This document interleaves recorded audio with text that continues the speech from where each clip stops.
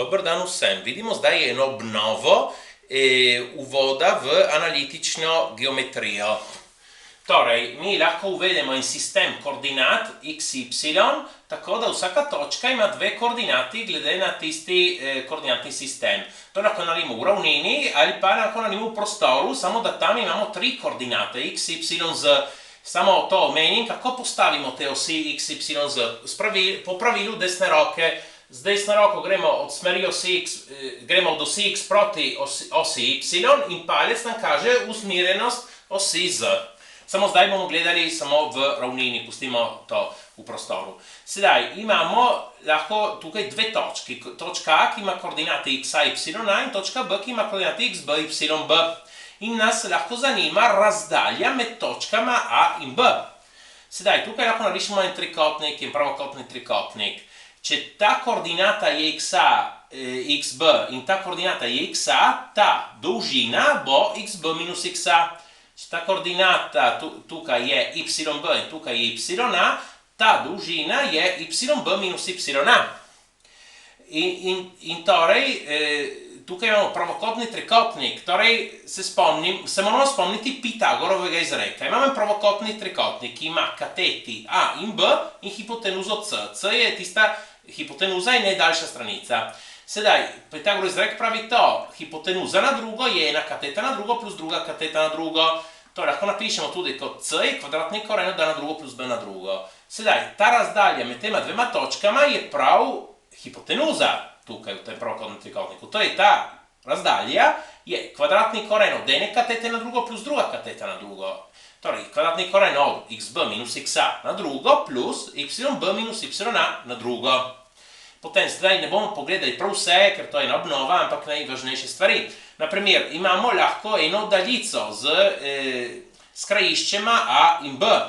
In nas lahko zanimajo koordinate središča. Torej, koordinata x od središča se zelo enostavno dobi kot aritmetična sredina koordinat krajišč, torej xa plus xb ulamljeno 2 in koordinata y na isti način, y plus yb ulamljeno 2. Zdaj, lahko govorimo o premicah v koordinatnem sistemu. Kot prvo pogledamo pojem strmine premice. Torej, tukaj vidimo, kaj pomeni ta strmina. Mi definiramo strmino tako, mi tukaj se dvignemo, gledamo, koliko smo šli proti gor, glede na koliko smo šli v naprej. Če mi se dvignemo za 3 enote, s tem, da smo šli v naprej za 4 enote, to strmino definiramo kot 3/4, kar nič več za 75, torej 75%. Ta definicija je ista kot tista, ki jo dobite na cestnih znakih. Torej, če nekdo, in ta kot alfa, kako je povezan, če nekdo pozna trigonometrijo, ta strmina je enaka tangensu alfa. Tangensu od kot alfa. Sedaj, če mi se dvignemo za eno enoto, s tem, da smo šli naprej za eno enoto, tukaj imamo polovico kvadrata in tukaj imamo 45 stopinj. In ta strmina bo 1 ulamljeno 1, torej 1, 100%. 100% strmina odgovarja kot v 45 stopinj. Ne kot v 90 stopinj, če bi imeli kot 90 stopinj, strmina bi bila neskončna. Sedaj, torej ta je pojem strmine in tudi imamo to konvencijo. Torej, če se mi premikamo z leve proti desni, kot gre os x, če se premica dviga, rečemo, da strmina je pozitivna. Če premica pada, da strmina je negativna. Torej, tako pozitivna, tako negativna strmina. Ponavadi premice pišemo v eni od teh dveh oblik enačbe premice.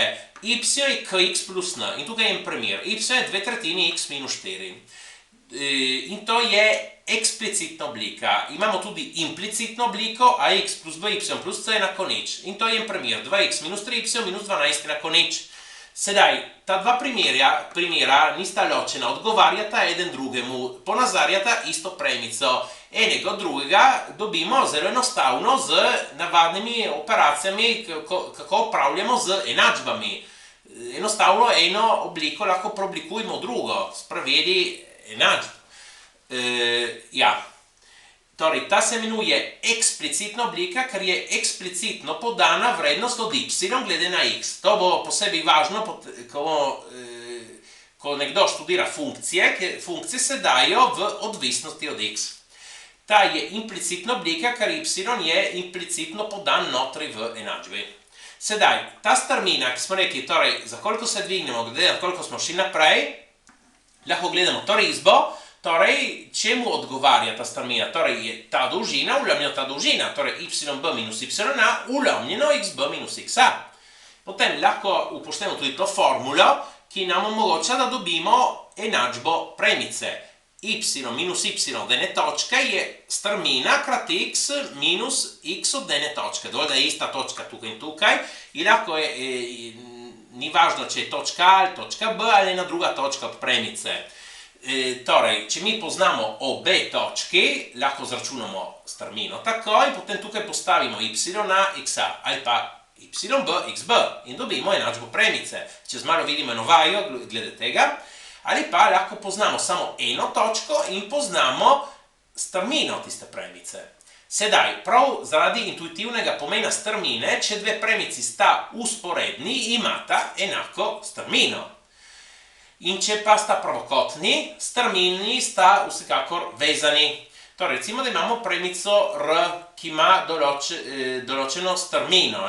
Nas zanima strmina od premice p, ki je pravokotna na njo. Strmina od pravokotne premice ima vrednost, ki je nasprotna in obratna od strmine tiste druge premice.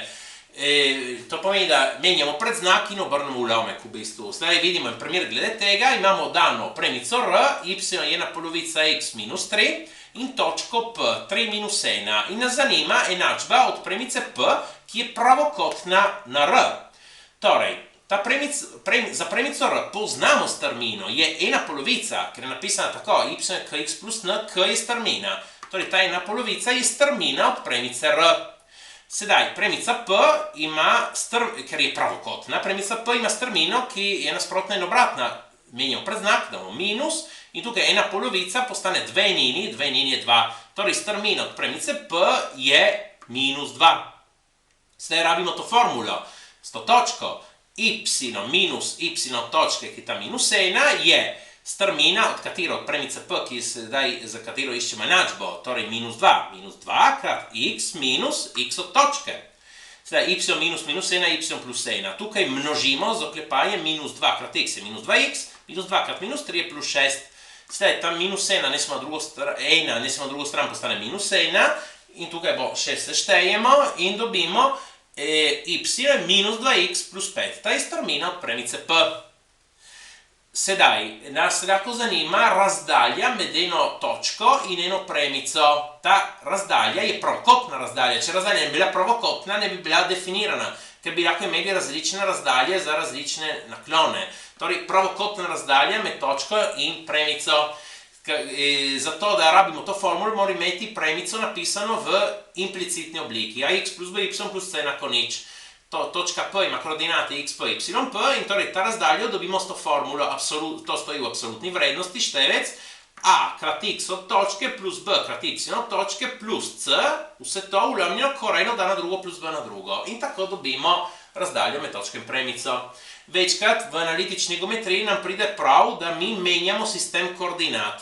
Zakaj? Ker mi ne bomo imeli samo premice, bomo imeli lahko tudi kakve druge krivulje in enačbe teh lahko postanejo bolj enostavne v enem drugem sistemu koordinat. Torej, imamo en prvotni sistem koordinat x, y, ta v rdečem, in potem imamo spremenjeni sistem koordinat, ta v črnem, ki ima izhodišče očrtica, ki ima koordinati a in b glede na prvotni koordinatni sistem. In sedaj nas zanima ena točka p, katere koordinate ima v obeh sistemih. Sedaj, x od točke p je, torej x, mislim, prvotni koordinatni sistem, je ta dolžina, in ta dolžina je ta a plus ta dolžina, ki je prav koordinata od x v spremenjenem sistemu, torej x črtica je tako, to je x črtica, to je a, torej x je x črtica plus a. Torej, y v starem sistemu je ta in je b plus to, ki je y črtica. Torej, y črtica plus b. Sedaj lahko obrnemo te formule in dobimo, da spremenjena koordinata x črtica je x minus a in spremenjena koordinata y, spremenjena koordinata od y, torej y črtica je y minus b. Večkrat ta transformacija pride prav zato, da poenostavimo enačbe. Prav, prosim, všečkajte in upišite se. Hvala.